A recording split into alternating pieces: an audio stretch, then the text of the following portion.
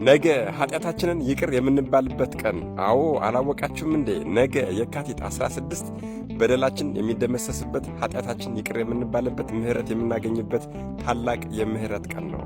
ነገር ግን ለሁላችንም ሳይሆን በፍጹም እምነት ሆነን ይሆንልኛል ይደረግልኛል ብለን ለምናደርግና ለምንሰማ ነው እንጂ ነገርን ሁሉ ለምናቃለልና ለምንጠራጠር ሰዎች አይደለም።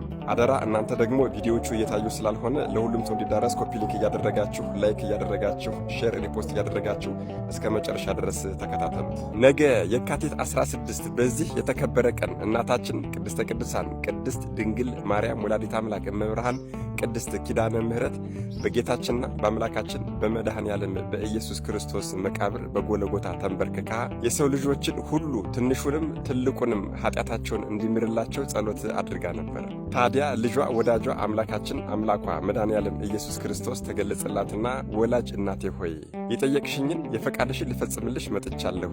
ስምሽን የጠራ በስምሽ ጸሎት ያደረገ በስምሽ የተማመነ በዓልሽን ያከበረ ዝክርሽን መታሰቢያሽን ያደረገ በቤተ ክርስቲያንሽ ተገኝቶ በአንቺ ስም የጮኸ ያለቀሰና የተማጸነ ለቤተ ክርስቲያንሽ ማንኛውንም አቅሙ የፈቀደውን ስጦታና መባዓ ያስገባውን ሴትም ይሁን ወንድ ልጁን በአንቺ ስም የሰየመውን አቅም ያለውም ቤተ ክርስቲያንሽን ያሰራውን አቅም የሌለውም ደግሞ በቻለው መጠን ለተራበ ያበላ፣ ለተጠማ ያጠጣ፣ ለታረዘ ያለበሰ ያዘኑና የተከዙ ሰዎችን በአንቺ ስም ያጽናናውንና ያስደሰተውን ሰው እነዚህን ሁሉ በየወገናቸው ከሥጋ አገዛዝ ነፃ የወጡ አደርግልሻለሁ።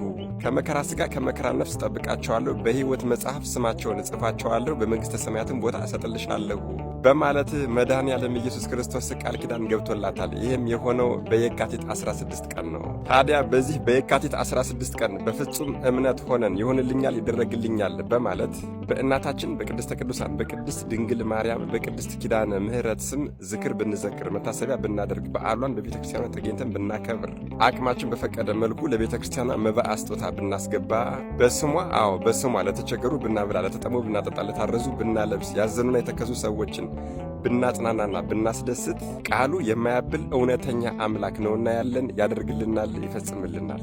ቪዲዮን ኮፒ ሊንክ በማድረግ ለሁሉም ሰው እንዲዳረስ አድርጉልኝ። ለቤቱ አዲስ ሆናችሁ ፎሎ ማድረግ እንዳይረሳ ጠይቃለሁ። መድኃኔ ዓለም ኢየሱስ ክርስቶስ ከእናታችን ከእናቱ ከቅድስተ ቅዱሳን ከቅድስት ድንግል ማርያም ወላዲተ አምላክ እመብርሃን ከቅድስት ኪዳነ ምሕረት ረድኤት፣ በረከት፣ ምልጃ፣ ቃል ኪዳን፣ ፍቅር አይለየን። አሜን። ይቆየን።